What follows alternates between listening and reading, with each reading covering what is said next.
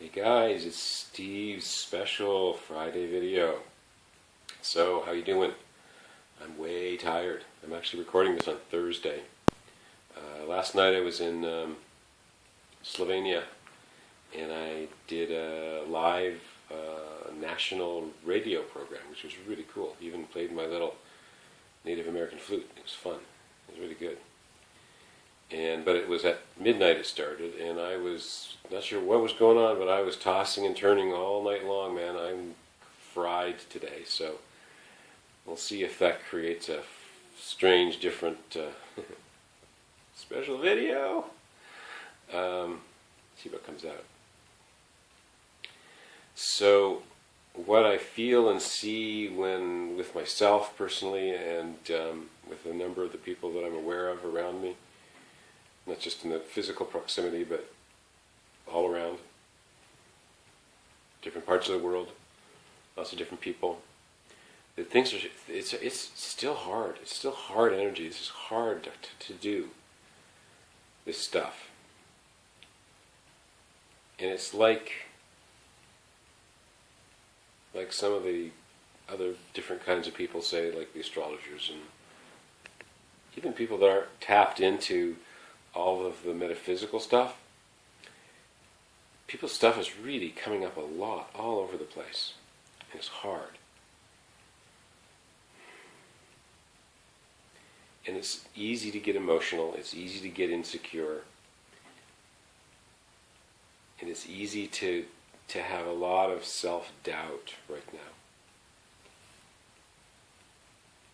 I'm gonna be glad when April's over, because this is an interesting time. It's like the old Chinese curse, may you live in interesting times. But I feel that in the long run this is so good. It's so painful often, and difficult, and cleansing, and liberating. You know, these waves of difficulty go up and down and up and down. And sometimes the down parts will have some rest for a few minutes, a few hours, a few days. And then the next wave comes in. And so if you're feeling this week especially, and probably in the coming weeks, welcome to the club. You're normal. You're not going crazy, even though it feels like you're going crazy half the time.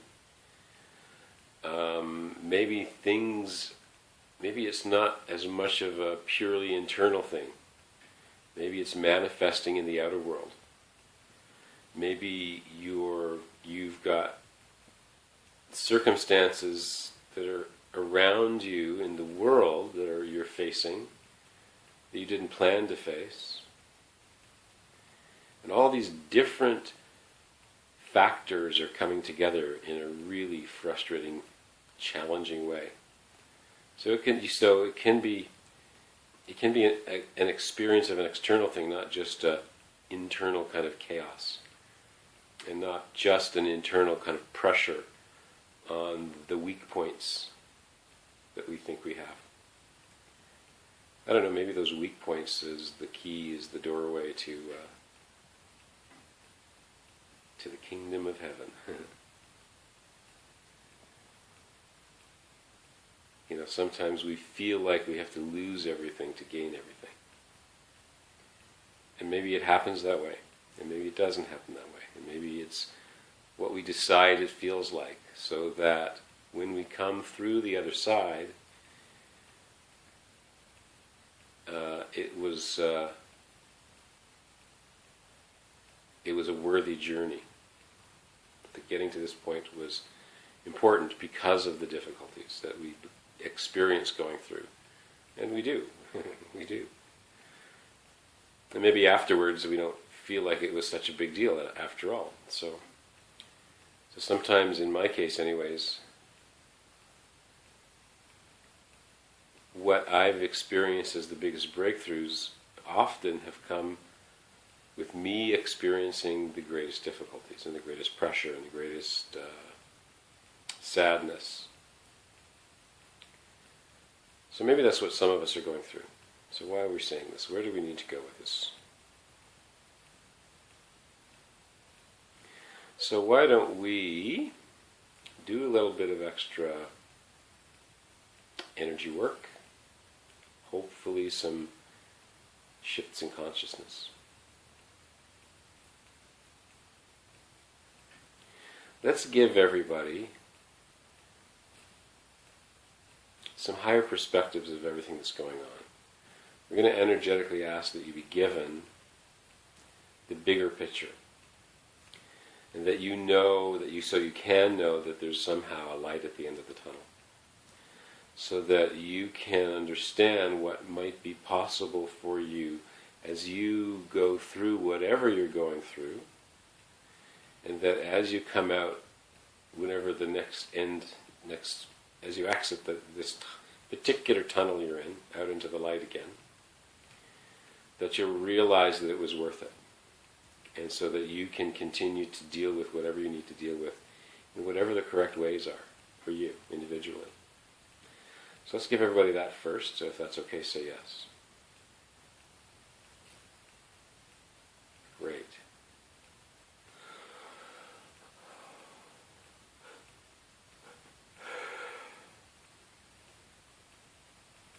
So what's next? Let's teach everybody what it really means to be yourselves and to step into the next version of you. And that, because most of the time we don't really have a clue what the next version of us is going to be like. We like to think we do. Our little brains do try and make us decide what the next version is supposed to look like so it can be comfortable. I know I do that all the time. And as I talk about that, I'm realizing I'm trying to drop into my heart and letting go of needing to decide what it looks like, because I restrict myself when I do that. I had a really wonderful card reading by a friend of mine in Joshua Tree, California, yesterday. And she used two different decks of cards, and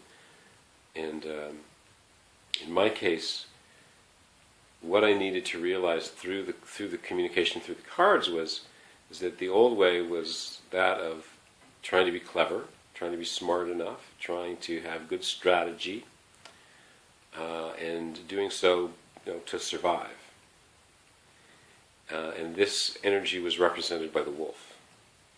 Now I realize that's not all of the energies of the wolf. These totem animals have pretty deep characters, but this is the part for me in this particular reading that I needed to be aware of. And that isn't working anymore. The less brain head oriented I get, the more better off, there's good English, more better off I'm going to be. So if I can find whatever ways I need and whatever help I need to drop into, be living exclusively as much as I can, even though I'm so focused on, I'm so, not focused, but I have such a strong tendency to go back up into my freaking head and decide what everything is and means. The trick for me is to, again, and I think I've talked about this before, drop into the heart and go from a feeling, from a love basis, whatever that means, and just play. Play as much as you want, not take things too seriously, as much as I can, moment to moment. Still do my best to take care of responsibilities, which sometimes I'm okay with and sometimes I suck at. But move into that playfulness, and then allow old hurts to be healed, instead of trying to survive, which limits in so many different ways. So if some aspect of that is familiar to you, let's just ask for each of us watching this video, including myself, to receive whatever it is we need to receive so that we can move more in the right way with our own lives and our own personalities and our own ways of dealing with things. Drop into that playfulness and into the heart. That can be possible Even if we don't allow it to be possible all the time, it can be possible much more than we think it can. So let's give everybody that. Here we go.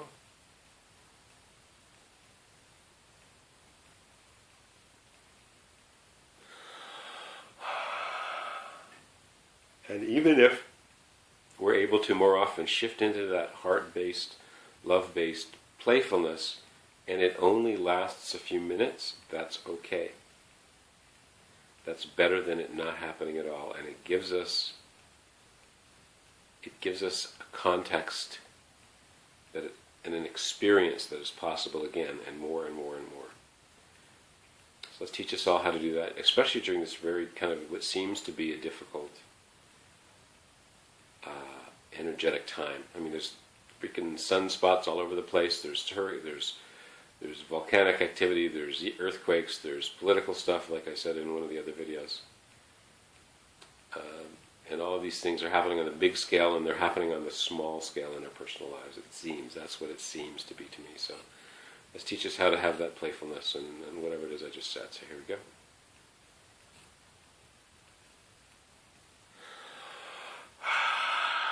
And if you have a program, like I just apparently do, because I started off this video with "This is so hard."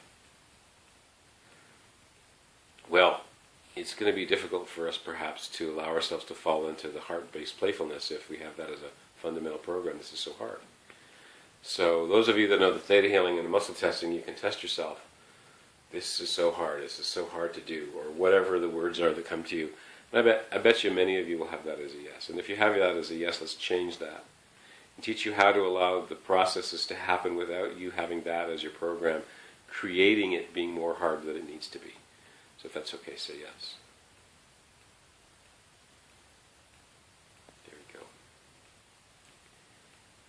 Let's give everybody, once again, how and what it feels like to have compassion for ourselves when we go through stuff like this. I think that one's a real yawn. I don't think that's a yawn because I'm doing energy work. I think I actually just yawned for the sake of yawning. Okay, here we go.